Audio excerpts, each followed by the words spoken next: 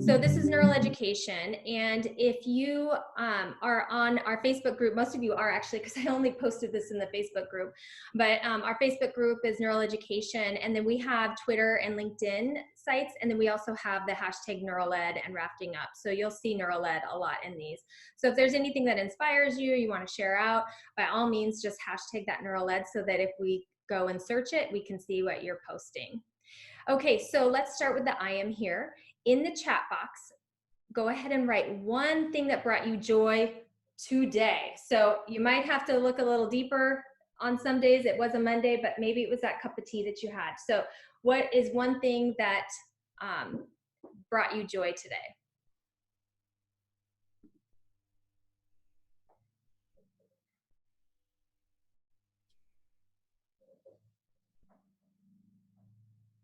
Hummingbirds, yay.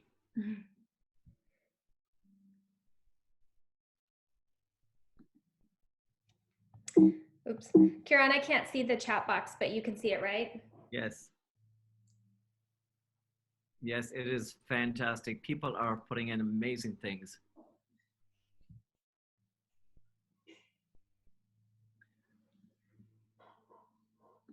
Iced coffee, woohoo. Okay, that's it. Okay. Oh, I just figured out how to bring people in the group. Oh, I'm learning so much. So if you're a Zoom person, you scroll up to the top and they see participants and they can come in. Awesome. Good day. That brought me joy. Okay, so this is neural education, and a lot of you are certified neural educators that are in the group here. I recognize a lot of names and emails there. So basically what neural education is, it's when a frustrated teacher, who was me, ran into, by happenstance, a cognitive learning scientist who is Kieran. And I went to a training that he did at a conference, and I said, oh my gosh, never again will I be doing the things that I am required to do as a teacher that are punitive practices and policies that really push kids out. So that's when it really kind of took ignition. We went and did a summer institute in 2016, and there are people that are in this tonight that are from that summer institute, and we have been working diligently ever since. So we invite you all to join us. Within our group tonight, we have our Neural Ed champions. These are the people who work with us. They put in countless volunteer hours. They have, some of them, you can see that some of them have Twitter hashtags. So I put the Twitter hashtags if you want to connect with them. But all of us, for the most part, are in the Neural Education Facebook group. If you're interested in becoming a champion, a trainer, by all means, we want you to join us. Okay, so today we are going to be talking about greenhousing students, specifically in the new online platform. What you will need tonight is you will need a piece of paper and a writing utensil. So if you need to go grab one of those right now, go ahead and take a moment to do that. Okay, Kieran, we're talking about greenhousing. Can you explain what greenhousing is? So the whole concept of greenhousing popped up for us when we began to study the work of Boyce and others who talked about children being orchids or dandelions. We hadn't anticipated that kind of terminology. It's interesting because Piaget had used, he was a flower person, and he used the science of flowers and his own children when he came up with the developmental stages of education as well. So to be in the flower space is good, and greenhousing works for all flowers. When we greenhouse orchids, we also know that greenhouses help the dandelions. And we'll talk tonight about children who are orchid children, because we think about orchid children in everything we do. Go ahead. Okay, so we're gonna take you through a challenge cycle, and this is a challenge cycle that came out of Vanderbilt and then came out of University of Washington with Dr. Romani here tonight and Dr. Bransford. The first part of the model is the challenge. So go ahead and write this challenge down. How do I support my students and or child in an online platform? We'll just give you about 20 seconds to write that down.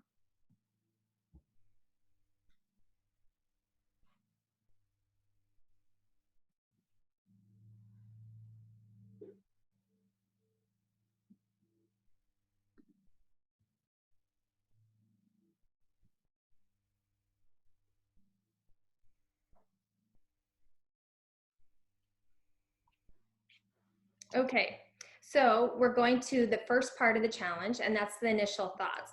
In your initial thoughts, you are on your own piece of paper. This is nothing that anybody else is going to read, so it's very safe in your thoughts. No one besides you can access your initial thoughts. We want you to answer this question in 1 minute time, and when you're answering it, make sure you single task, so you're either thinking about it or you're writing about it. Go ahead and begin that 1 minute.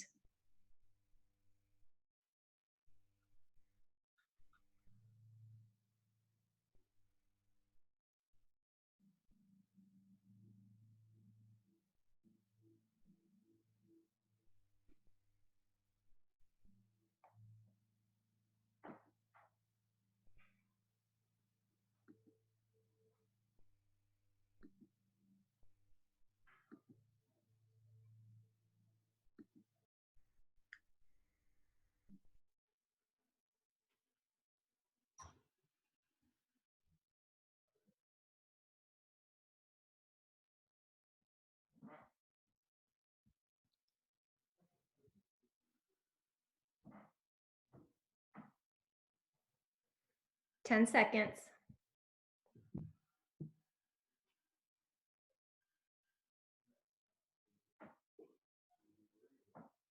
Time.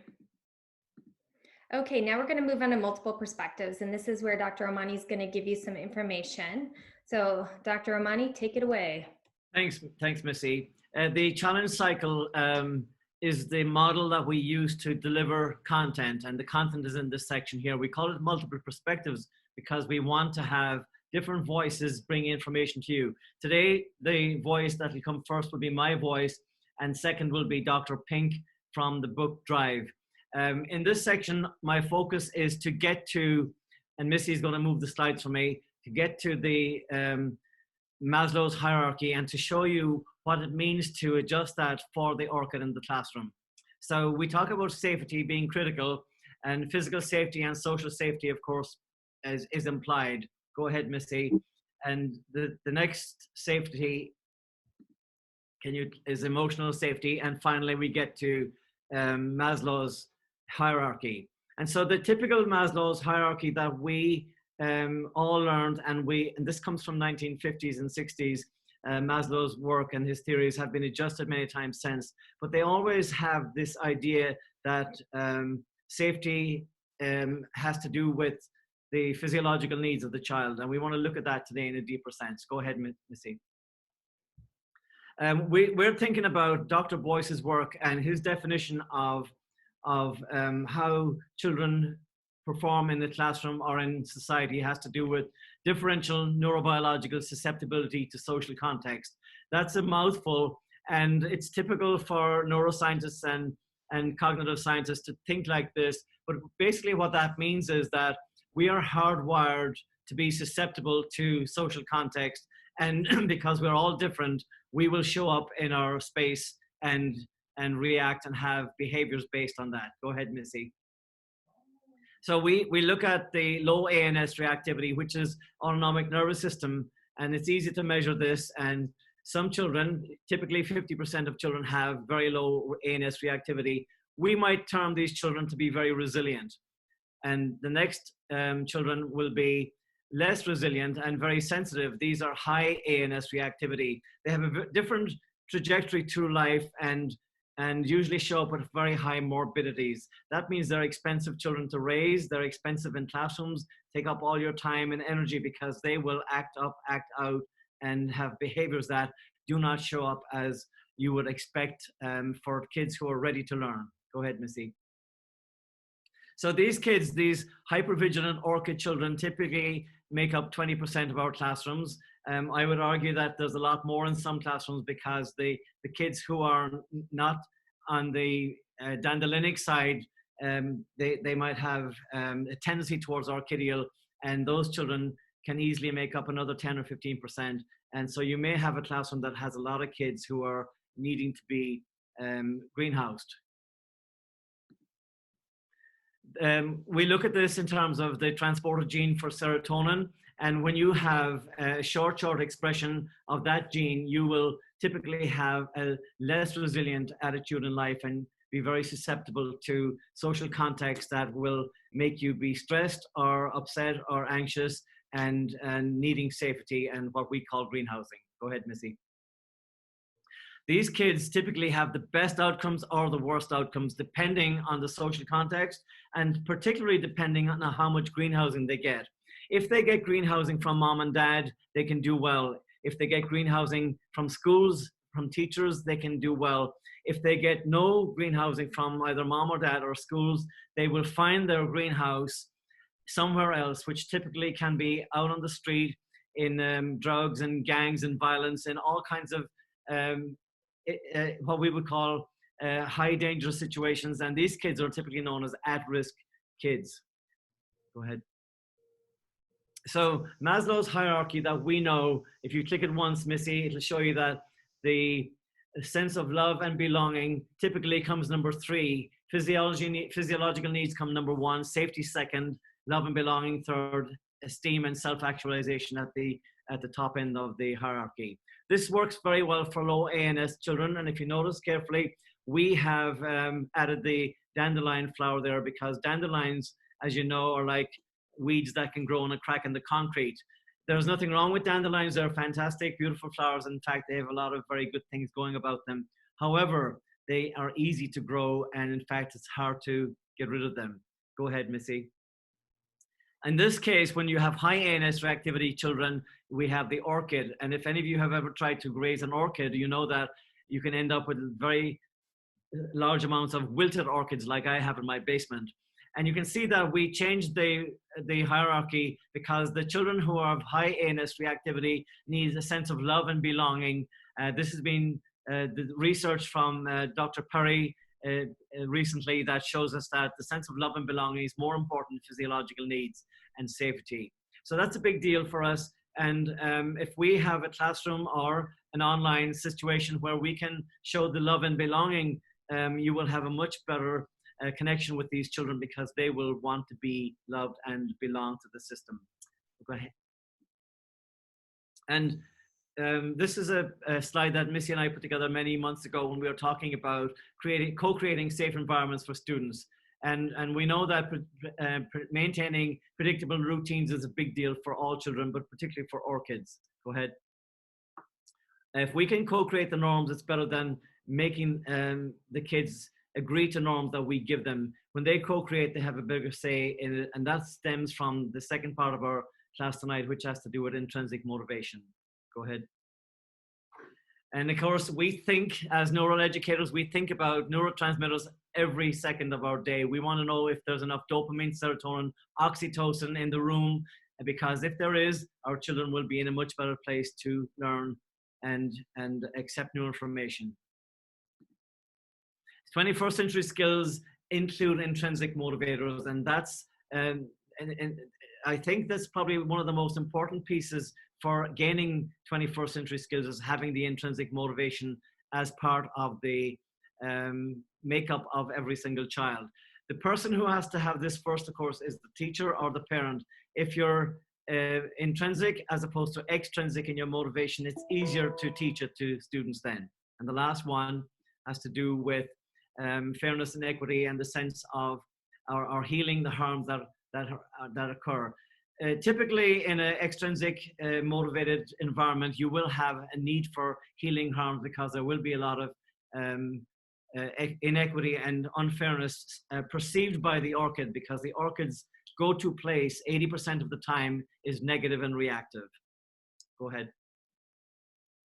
So this takes us to one of the big and very surprising factors that we'll be talking about tonight is intrinsic motivation. And it turns out that what motivates humans when there is any mentalistic internal cognitive load involved is not rewards or punishments, but the following 3 traits.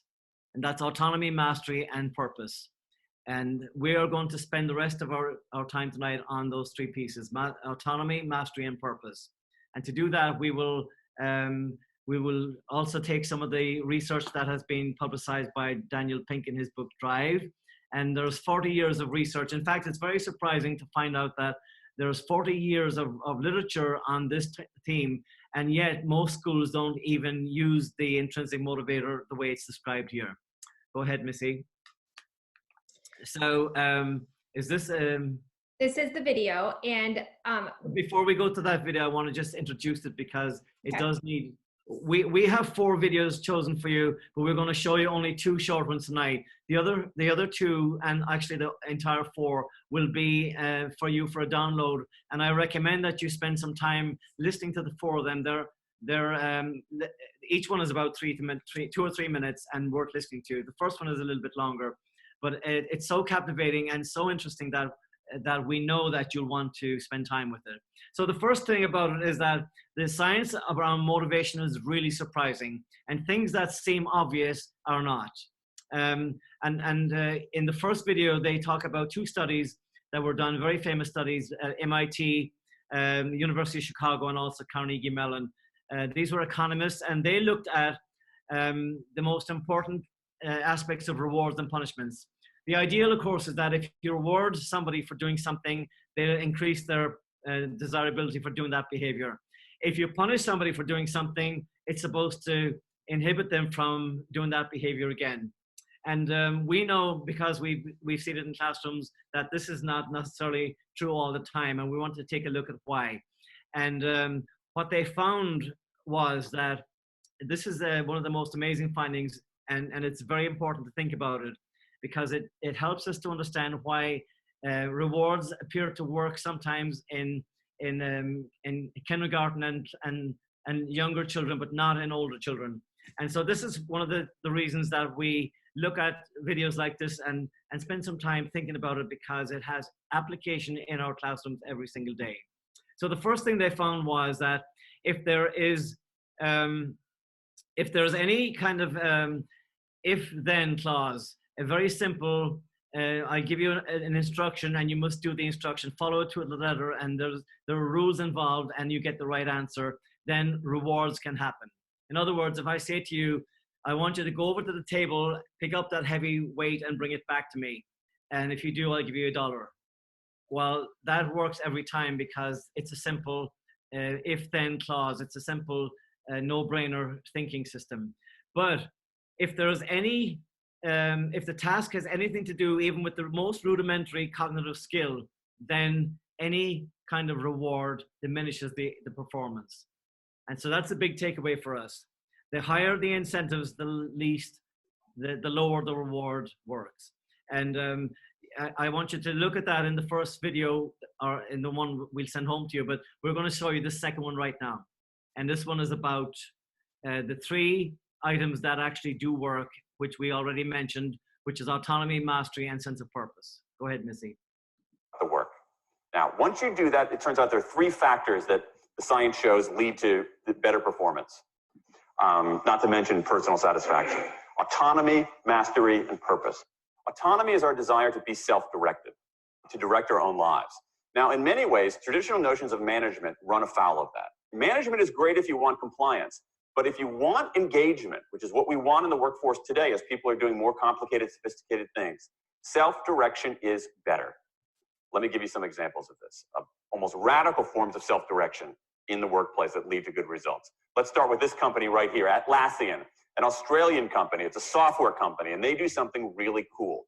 Once a quarter on a Thursday afternoon, they say to their developers, for the next 24 hours, you can work on anything you want. You can work on it the way you want. You can work on it with whomever you want. All we ask is that you show the results to the company at the end of those 24 hours in this fun kind of meeting, not a star chamber session, but this fun meeting with beer and cake and fun and other things like that. It turns out that one day of pure undiluted autonomy has led to a whole array of fixes for existing software, a whole array of ideas for new products that otherwise had never emerged. One day. Now, this is not an if-then incentive. This is not the sort of thing that I would have done 3 years ago before I knew this research. I would have said, you want people to be creative and innovative? Give them a freaking innovation bonus. If you can do something cool, I'll give you $2,500. They're not doing this at all. They're essentially saying, you probably want to do something interesting. Let me just get out of your way. One day of autonomy produces things that had never emerged. And before we go to the second or the last video we'll show today, and again, just to remind you that in the multiple perspectives, you get different voices. My voice started off, Missy's voice is there, and now we've got Daniel Pink's voice. And so the last part of this is about mastery. And the amazing thing, the amazing thing for me always is that psychologists and sociologists and economists know this because they've studied it. It's time for teachers to know it. So this is why we're bringing it to you tonight. So Missy, can you run this video? It's about mastery. Let's talk about mastery. Mastery is our urge to get better at stuff. We like to get better at stuff. This is why people play musical instruments on the weekend. You got all these people who are acting in ways that seem irrational economically. They play musical instruments on weekends. Why? It's not going to get them a mate. It's not going to make them any money. Why are they doing it? Because it's fun, because you get better at it, and that's satisfying. Go back in time a little bit. I imagine this if I went to my first economics professor, a woman named Mary Alice Schulman. And I went to her in 1983 and said, Professor Schulman, can I talk to you after class for a moment? Yeah. I got this inkling. I got this idea for a business model. I just want to run it past you. Here's how it would work. You get a bunch of people around the world who are doing highly skilled work, but they're willing to do it for free and volunteer their time, 20, sometimes 30 hours a week. Okay, she's looking at you somewhat skeptically there. Oh, but I'm not done. And then what they create, they give it away rather than sell it. It's going to be huge. I mean, she truly would have thought I was insane. Okay, it seemed to fly in the face of so many things. But what do you have? You have Linux powering 1 out of 4 corporate servers in Fortune 500 companies, Apache powering more than the majority of web servers, Wikipedia. What's going on? Why are people doing this? Why are these people, many of whom are technically sophisticated, highly skilled people who have jobs? Okay? They have jobs. They're working at jobs for pay, doing sophisticated technological work. And yet, during their limited discretionary time, they do equally, if not more, technically sophisticated work, not for their employer, but for someone else for free. That's a strange economic behavior. Economists who looked into it, why are they doing this? It's overwhelmingly clear. Challenge and mastery, along with making a contribution. That's it. What you see more and more. Okay, so your challenge today, of course, has to do with these videos are set about workplaces and adult learning. But your challenge is to bring that into the classroom to the age group that you're dealing with. If you have pre-K or first, second, third grade, or if you have middle school or high school, how does this model fit that classroom? Because the same brains are in your classrooms that we have with the adult learners.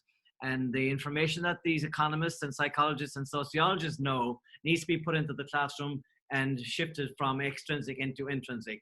Our definition, are we at that slide, Missy, the last slide for definition? The paradigm shift involves going from extrinsic to intrinsic. Our definitions are simple. Extrinsic equals rewards and punishments. We are very familiar with that world because we all grew up in it. And intrinsic are the 3 that we just gave you right now. The 3 items are autonomy, mastery, and purpose. So Missy's going to drop you into some breakout rooms with some champion teachers who will facilitate for you guys. But first you need to reflect. Okay, so we're at the part where we reflect, and you're going to take 2 minutes. And again, your challenge is, how do I support my students and or child in an online platform? The 3 questions are, what was surprising to you? What did you know but see in a new light? And what do you want help with? When you're done after this 2 minutes, then you'll get a chance to be broken up into groups to revise your thinking in smaller groups. So your 2 minutes begins now.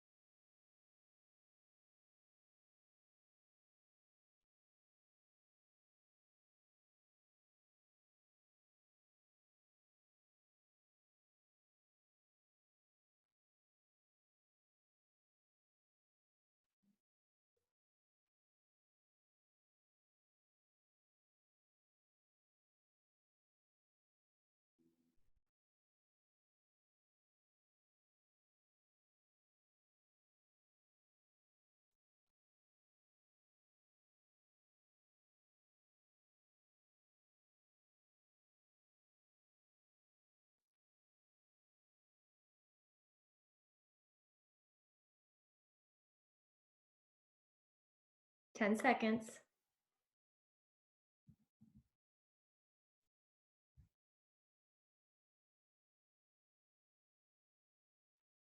Time. Okay, so now we're going to go into our revised thinking. And in our revised thinking, I'm going to stop my share, and I'm going to put you up into groups. These groups, each of your groups has 1 or 2 champions in there that are going to support you, and they're going to facilitate. So champions, you will facilitate, and champions, you can go ahead and be the scribe as well. That way, when you come back, then when you guys report out, you can either report out, or if you've got somebody that wants to report out, they can. Okay, so I'm gonna set you up. If you stay here, it means I just don't have a breakout room for you, and I will get you there. Okay, it looks like we're all back. Yay! Oh my goodness, look at this, we're figuring it out. Okay, so if you put your thing on presenter view or speaker view, then you'll be able to see whoever's doing the speaking if you prefer. I mean, obviously it's your choice. So I'm gonna just call out for our champions to just share out. And remember, champions, we won't have time to go through all 3 questions, but just you can go over some ahas that your group had, or if there's a question that you couldn't answer, then bring that question back to us. So we're going to start here with Lori Donati. Hi, everybody. So we had a really good conversation.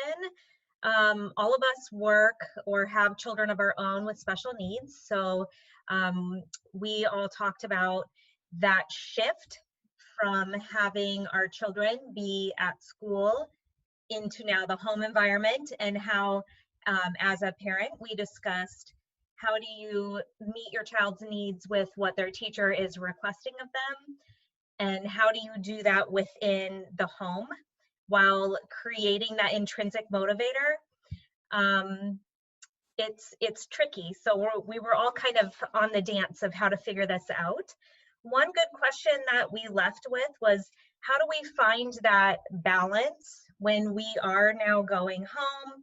We have the intrinsic reward of things that we do at home, but now we have, external people coming in and saying, well, this is what you need to do now. And so our kids are having trouble finding that intrinsic value in what their teacher is requesting of them.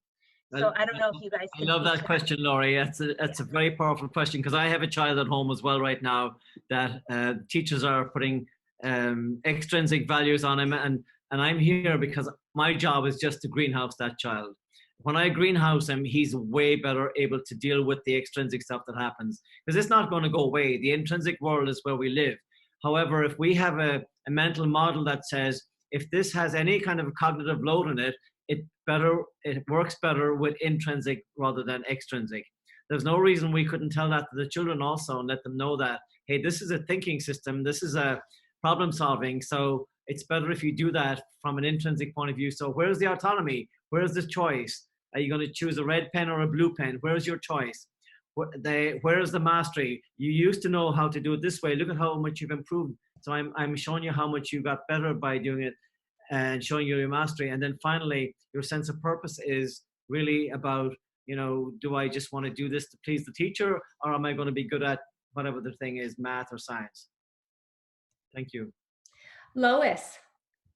So our group had a really good conversation. I think one thing that was kind of resonant with the whole group was they knew a lot of it, but now they could put it in a context that they could discuss it from a neural ed approach.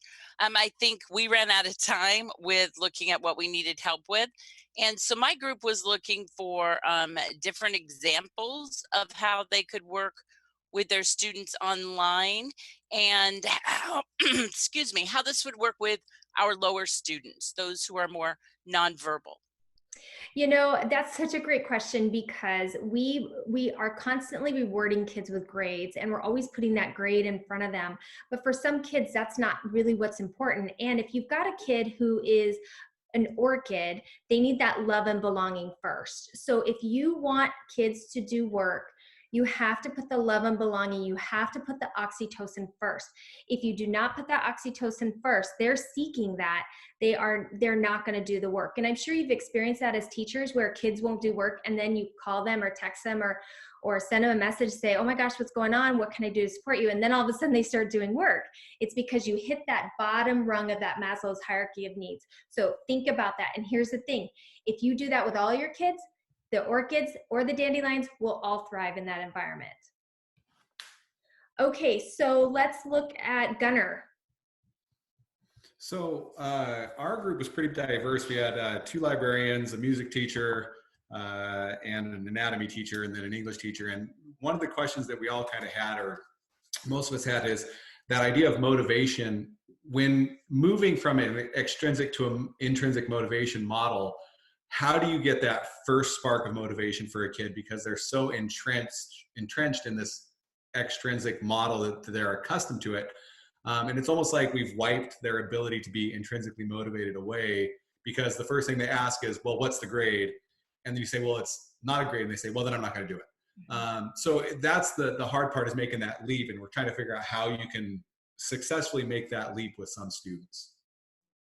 Great question. And I suspect that it'll be eyeball to eyeball with your student. And if you know the student's passion, what they like to do, you can get to them at that point. Every student is going to be good at something. And if you can find out what that is, grow that section. I agree with you totally. It's very hard to get a child to get away from the fact that they're being judged based on labels and stratification. They're better than me, and they got an A+, I got a C-. That kind of stuff is still background. We can't get away from it yet until a new assessment system follows us in, because we will bring a new assessment system into this model as well. But yeah, you have to locate each child individually and find what they're good at. Terry. I'm going to let Janine speak. I know you've got a lot of people, and yeah, you've got Karen Foley in there too. You got lots of champions in there. Janine. Lots of experts, and what's interesting is we're talking about being grandparents and moms while we're multitasking and teaching a bunch of kindergarteners and so forth. So it's interesting the way people have talked about managing in our group. And what was interesting also is that flipping that and reframing Maslow's, where love and belonging comes first. And the aha was around backing off sometimes on that academics to give that SEL support means that kids are actually going to be able to produce more work. And that was really powerful.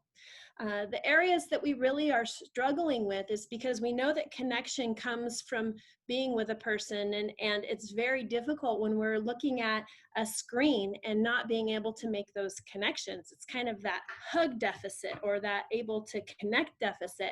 And so the question that we're having is, how do we implement in a class, right, when we're brick and mortar, and what are we going to do to connect or help our kids that need our support when we're online and it feels like we have very little control?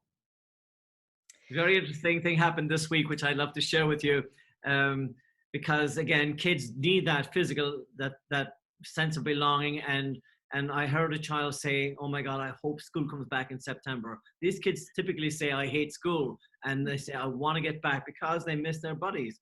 The interesting thing is that a child said, you know, Miss Johnson, who teaches whatever, Spanish or something, well, I think she loves me more than her own children, because she's always saying to them, "Get away, I'm teaching, get away." I think she loves me more than them.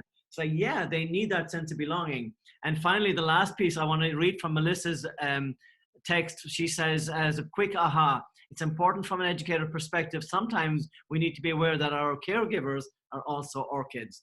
It's a big deal. And sometimes they don't even think like that. They're in a reactive space themselves, and they need the greenhousing as well. That's why we're here to support. We do greenhousing.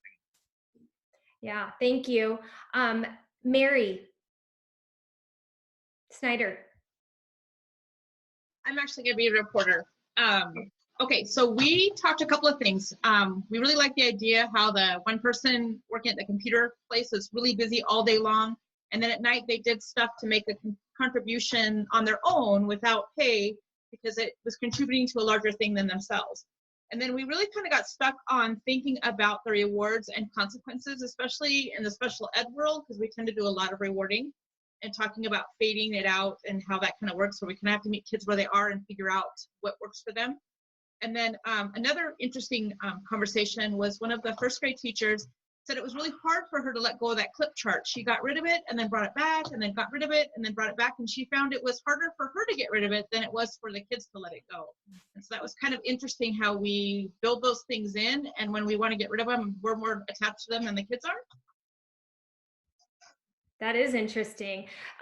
Thanks for sharing so much, Danny. And then you said something about the rewards and punishment. I guess I'm not seeing Tabitha. I was going to have Tabitha respond to that. Tabitha, are you in there somewhere?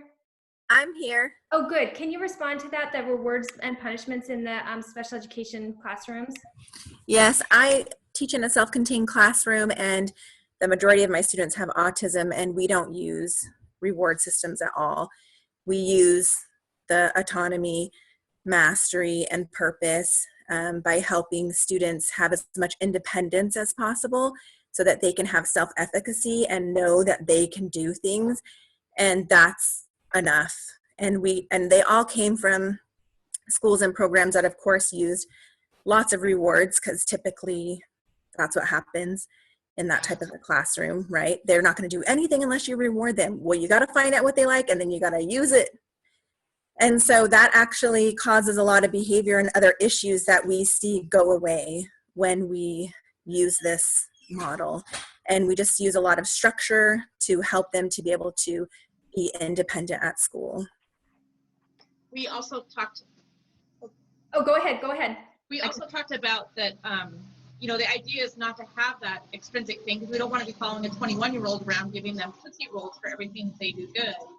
And too often in special ed classrooms, we can get stuck in that. And that's not healthy for the child. They need to be able to do those things without having that prop always. Yeah. Yeah, and also it can be really unsafe later when they're bigger and the rewards have to get bigger, and you make a really big problem for their family when you do that. Big problem. Yeah. Okay, so guess what? We are out of time. If you want to stay on longer because you have more questions, Kieran and I are definitely okay staying, and maybe some of our champions can stay as well. But we want to go ahead and honor your time. So right now, your long-term potentiation, in the chat box, write down one word or concept that you're leaving with tonight, something that you're like, okay, I'm really gonna myelinate on this, I'm gonna process this tonight. So go ahead and put that in the chat box.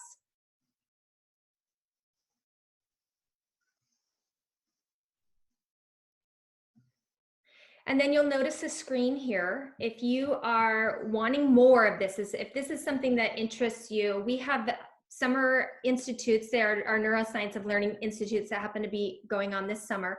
They are online. They're not 7 hours of Zoom. They're just little snippets like what we just had tonight. Tonight was a good sample of what we'll be doing.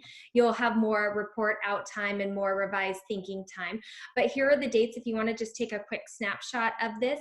If you are interested, you can go to neuraleducation.org and register.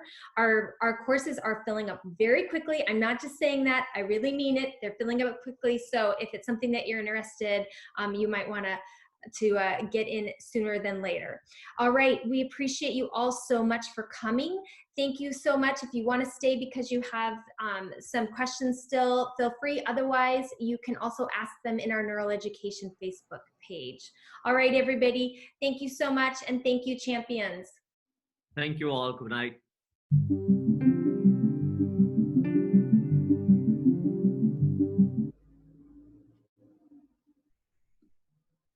Missy, can you help me with something? Yes. How do I get Joey motivated to do school? Yeah, so help me.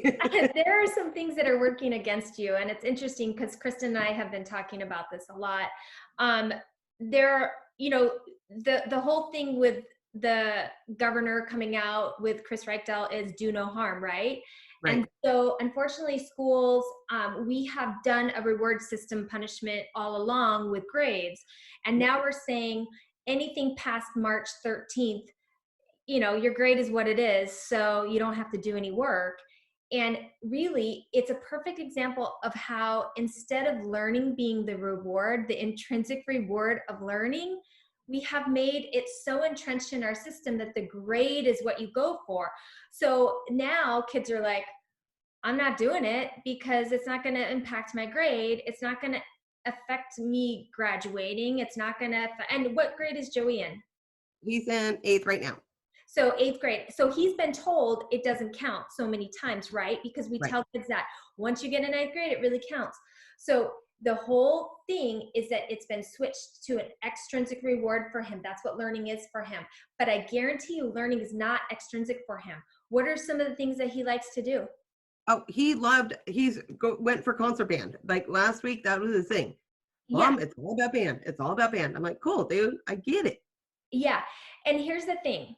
He is wiring that prefrontal cortex. The more he's singing, the more he's doing instruments, the more he's getting exercise. Those are the things that have the biggest impact on myelination in the prefrontal cortex. So one thing, I know I've been doing this with my kid too, like you sing away, you play away, and you know what? Let's go spend 15 minutes on some work now. So make his schooling about all those things that are wiring that brain in a positive way. All right, well, I'm doing good then. That's what I've been doing. Yay! That's good. And I saw Nate the other day. I'm like, hey! Yeah, that's right. I saw something happen recently too that's very interesting, where somebody put on Facebook some really interesting math problem that was kind of, it was difficult to solve, but because it had several layers to it. And as soon as the adult says, I don't know how to do this, I can't solve this, the kid says, let me try that. And suddenly they're all trying to solve it together. And even if they didn't get the right answer, it didn't matter. It was just that we're working together, having fun, trying to solve. And when you're doing that, you're in your PFC, you're growing the right structures, and you're myelinating. I love it. That helps. Thank you guys so much. Welcome. You're so welcome. So good to see you, Amy. You too. See you soon. And I'll see you running again. That was me looking at you, by the way. Yeah, you know I'll be out there. So Dodie, how do we create neurotransmitters in Zoom? And you know what? That we should have mentioned that tonight. You can show brain breaks in Zoom and have people experience the oxytocin and the norepinephrine just so easily if it's a fun brain break, which we do all the time. So it can be done. Mary did her PLC for our district, the neural PLC today on that, how to create neurotransmitters online, basically, or through remote learning. Oh, so you got anything to say, Mary? Want to say what you learned, Tabitha? Just kidding. Well, the three major things that I talked about today, Jody, and the others who are still on the call is the first thing I talked about was neurotransmitters. So the oxytocin, serotonin, dopamine, and norepinephrine are the four big ones that we talk about in neural ed. And so first of all together as a class, when we came together as our opening activity, we did a little bit of chair yoga, and it was a ton of fun. We all turned on our microphones. That's one of the things, Jody. It's like we have to get over this sense of everybody has to be muted all the time, right?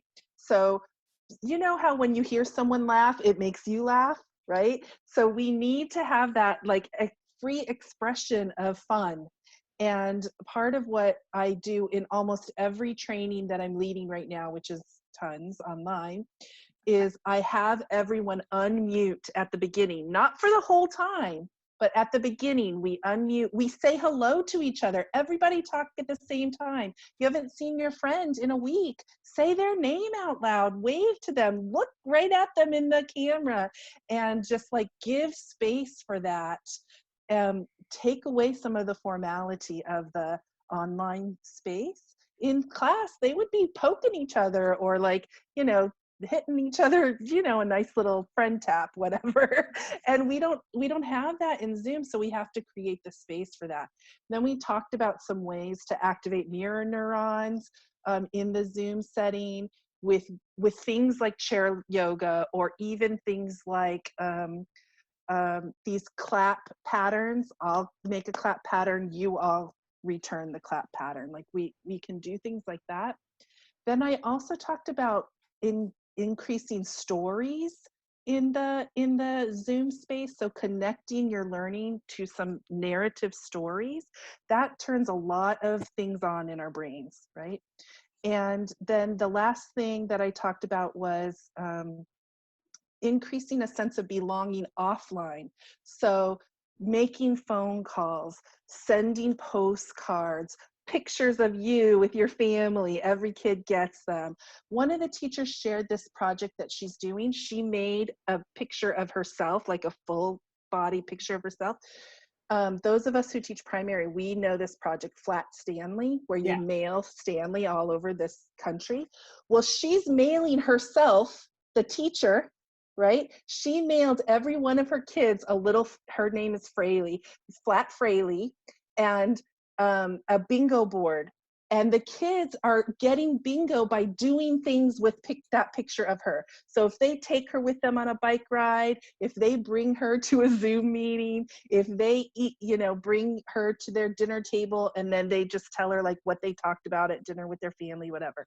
It's just a cool way for them to feel connected to their teacher, right? All through their day. So we talked a lot about different things like that, and I can talk with you more, Dodie, or share on Facebook too. Some other ideas, but lots of teachers are doing these things already, and it's just a matter of recognizing it and being purposeful about infusing it into the Zoom space. Yeah, I have a student who's mirror neuroning what's happening in his house. So his brother's on the couch next to him and is checked out. Yeah. And so getting him engaged just in anything, it's just. Yeah, so that's a more of a structure question, right? So how to help him and his family create a structure in his space where he can be totally focused with you. Yeah. Yeah. That is totally a structure for the family itself. So, okay. Yeah. Okay. Missy, there was a question from Nancy Speaker. Hi, Nancy. Where do we download the videos? Can you talk to that? Oh, are you talking about the video of tonight? Yeah. Oh, I'm gonna go ahead, when we're done here, I'll go ahead and process it and put it on YouTube, and then I'll share a link on Facebook. Okay. Missy or Kieran, either one. I had a couple teachers who are still struggling with getting their kids to engage even initially since the closure. So any other great ideas for getting there? Like you can get a lot of us have gotten them to the Zoom and we can do things after that, but more advice and ideas around that idea of initial contact. Yeah, and it's funny because I think every teacher I've talked to says about 50% of their kids are engaging and 50% are not. And so then if you look at your DNF data, which do you guys call it DNF data, where you have to figure out how many kids are failing, how many kids are getting D's, and share it with your administrators. Anyway, that data is like, huge now compared to what it's been when we're in our in classroom with our students. But if we look at orchids and dandelions, and the kids that are engaging are most likely either the dandelions or the orchids who are being greenhoused at home. So what are our systems of support from school? And remember, every kid needs 4 consistent caring adults. And if kids got mom at home that's caring and consistent, who are the other 3? So we have to be thinking about that. And I know with my school, we already have it set up because we're an alternative high school. I'm not the only one who calls those kids. I'm one of like 6 people that are calling on the same kids over and over again just to check in. And so we are making sure that all of those systems of support, all of those sides on the greenhouse, like Bruce Perry says, you need 4 consistent caring adults, are covered. If we leave it to one person, if we say the advisor's in charge of these kids, that's only one side of the greenhouse. So we have to think bigger when it comes down to caring for our kids. And let me tell you something, there are a lot of teachers and a lot of people that are doing huge amounts of work right now. I mean, it's like cocoon. And there are people who are sitting at home bored. What can we do to engage those people who are sitting at home? And we get mad at them for not working, but we need to be the one that's engaging them as well. So paraeducators, who are the people who aren't putting together curriculum? Like, let's make sure everybody has some purpose in this. So there's one other thing as well that I've noticed it's happening quite a lot. While the teacher is on the Zoom or whatever, Teams meetings, whatever they are called, if you find that the teacher is doing 99% of the talking, then it's not working. And so somehow you have to think about, how am I going to have the child, and you can prepare them up ahead. You're going to be talking for 3 minutes between now and then. So be ready, talk about this. And so the child is told that this is when they're going to be on, and this is what they have to talk about. Compared to, I'm going to talk and I'll be doing all the question asking. You'll just say things like, yeah, no, monosyllabic answers. So getting beyond that monosyllabic stuff is the big deal. And once the child gets used to saying, well, my contribution is going to be about blah, blah. Again, the 3 questions that we typically have are designed to get the child's voice. And that's what was surprising. Well, what was surprising about anything, they'll have something to say. So getting to that voice is the key.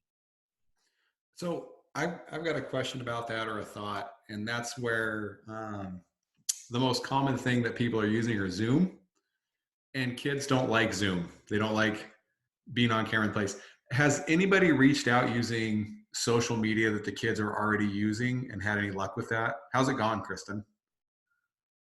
I actually, and I hate even saying this out loud, but I've been using Snapchat for 5 years, and it's their medium. It's the way I can get everything out. I can get my announcements out, but I don't follow the kids back. So that's the nice part about Snapchat, is you can actually lock it down so they can follow you, but you have to choose to follow them. Mm-hmm.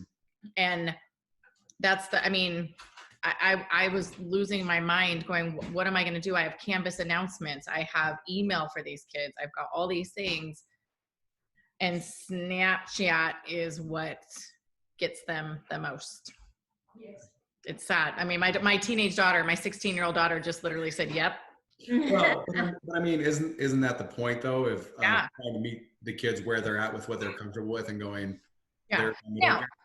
And I put it the same thing in all the same mediums. So I send it as a Snapchat, and then I put it in Remind, and I put it in Canvas, and I put it in email. So it's a lot of work for me. But most of the kids, I get 12 into each class for Remind, but I've got hundreds of students who follow me on Snapchat. Okay. Wow. I know. Sorry for my principals. I see principals. No, I mean the thing that I think worries a lot of teachers is the online danger of being a teacher with the social aspect of students, but getting past that idea that they don't see it as just a social tool. It's their medium, it's their tool. And so it's just something that I've been thinking about trying to do, because I was never, they don't call each other and they don't text. I mean, it literally, like McKenna, my daughter, who's standing right here, maybe has 5 people's phone numbers, 5 that she texts with. Everything else is all Snapchat. And so it's Did you make a special account, Kristen? Yes. You made a special teacher account for your Snapchat. There's no such thing as a teacher account on Snapchat, but it's called. You know what I'm saying? Your professional account, you only do your professional and stuff. It follows all of my other handles, right? Same. Yeah. And I'm not kidding when I say I know nothing of what they do. I don't follow them. I can't see them. I can't. Gotcha. I mean, they can't send messages back to me. They know that they have to send them to me either in Canvas or in Insta, because if the way I have it set up is it's literally you guys could see it. Like the whole world can see I'm that wide open as far as what my posts are, but there is literally, I only follow maybe 12 people back, and that's like my kids and my kids' friends, and I think that's it. So yeah. So as long as you lock these things down, but I also have a director who wants us on Twitter too. So he wants us on Twitter and people following us on Twitter. And so I'm like, if he wants me on Twitter, same, Well, I think the problem is that and here's what I found is I asked my students a poll. I did a poll about, are you going to Zoom meetings? And if you are or are not going, why? They look at it purely as an academic resource, as in, I don't need help in the class. I'm doing fine with the grade, or the grade doesn't matter, so I'm not going to go. the question is, how do we turn it into more of a social activity, and try to get kids, because I feel like what I've done is because I was so slow on the uptake with it, I've lost all my kids. I don't know how to get them back to just, hey, we're going to play a game. Hey, we're going to do something else. So I think that that's one of the things that we look at, is they're looking at it as this is their academic thing, and that's not interesting to them whatsoever. One of the things that we found is I have one teacher who's just hitting it right out of the park. And I went into his class and he had more kids than he has enrolled. And so I was like, what in the world? How is it that this guy has this many kids in a class and doesn't even have that many kids signed up? And he has got all the neurotransmitters on full overload. I mean, like, he is amazing.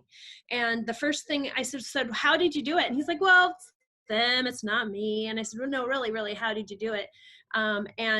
We do walkthroughs on all of our classes as they go. We have a schedule. And he said the first assignment for them is to figure out how to chat with somebody. So it's kind of like what Mary said. I don't want you to mute your microphone. It's time to be social. It's time to get involved. And so setting up a virtual classroom, much like you would do your own classroom, and setting parameters and telling people how and where to go, he made it a social occasion. And just like Mary said, I mean, there's key elements in the fact that you connect with stories. So he's busy telling stories. And, one of the things that's amazing about the amygdala is we think about the amygdala being something that we don't want to hijack. Well, if we use the amygdala appropriately, we can connect with stories and emotion and feelings to get those thinking pieces long term. And so what he's doing is he is all about stories and making kids connect and giving them time to talk. They're dying to be social. And so he's leveraging every second of that. And so the last piece that Mary said was about increasing belonging, right? Increasing belonging. He mastered that. So in a classroom where we've got how many kids enrolled and he's doubled his attendance, and I've got other people that, let's go non-example, because that's one of the best ways to say this is working, this is not, what's happening here, what is happening there. And I've got a class where every day nobody's showing up, and I walk through that class and the first thing is like, well, I don't see so-and-so. And remember, we're gonna make sure we don't have our phones out. And I'm thinking, ooh. So 1, I'm going to shut kids down. 2, I'm going to make sure that they know this is a place that you don't want to be. And here's the deal. It's business and marketing right now, because kids don't have to be there. You are not captive audience. Mm-hmm. So the switches, the 3 things that Mary talked about, switching the whole paradigm and realizing you're going to have to work to get an audience. And the way you get an audience is by hitting all those neurotransmitters. Good point. And here's the thing too, kids are not required to be in Zoom. And so when we start making it a requirement, or we start getting on them for not being in Zoom, then they're really not going to be in Zoom. I know that I find that my Zooms, most of them are one-on-one, because the kids say, I don't want to come to the advisory Zoom, or I don't want to come to the Zoom. Can I just meet with you one-on-one? Yes. And it comes back to what, was it Mary or Tabitha talking about anxiety? Yeah, Dawn was talking about it, the anxiety of the Zoom.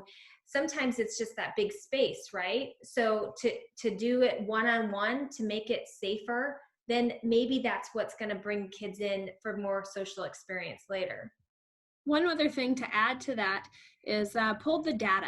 And so when we looked at when kids are connecting, so we have a model set up where I asked teachers to record 20 minutes of their lesson. And then after 20 minutes, they stop recording, and then they spend time just helping students. And then they have to post that video in their channel. And so what happens then is kids come back to that, and really, really interesting, even the little tiny guys, the 1st, 2nd, 3rd graders, and the high school students, the time they're logging in to view those videos is midnight and 3 a.m. Those are our top times that kids are tuning in. And so they are coming. They're coming, but we can't just rely on a certain time in the day. I mean, our kids are, many of them are nocturnal. Many of them don't have parents home during the day. And so the truth of the matter is, when we make things more available and more flexible, that's when we see kids coming. And so without that data, we didn't know that they were showing up, but there they were. Accessibility, equity. Very cool. Yep. All right. Well, I am going to post this video so people can share it out. Do we have any last questions that are just burning that need to be answered before we go? I have a quick question about the classes this summer. I just went to the webpage and the buttons all say registration open, and you click on them and all but one of them says event registration is closed. So yeah, that'll be straightened out this week. We're just setting this. Okay. We've been doing our best to try and get it all arranged. Okay, I just wanted to make sure I hadn't missed the opportunity. Yeah. It's our fault. We're just trying to keep up with the changes that are happening. Yeah, I kind of forgot that we were opening that on Friday, so that's my bad. Oh, it'll be opening. That's okay. It just means I still have a chance to go. Thank you. Oh, you absolutely have a chance. And here's the reality. We have a pretty strong inkling based on the numbers that we have already that we're going to have to open a 4th week. So we're not going to leave anybody out. Absolutely not. Good to see you, Jane. Thank you. Appreciate it. Okay. Thanks, Missy. This is all right. And you'll keep Thank you so much, guys. It's great seeing y'all.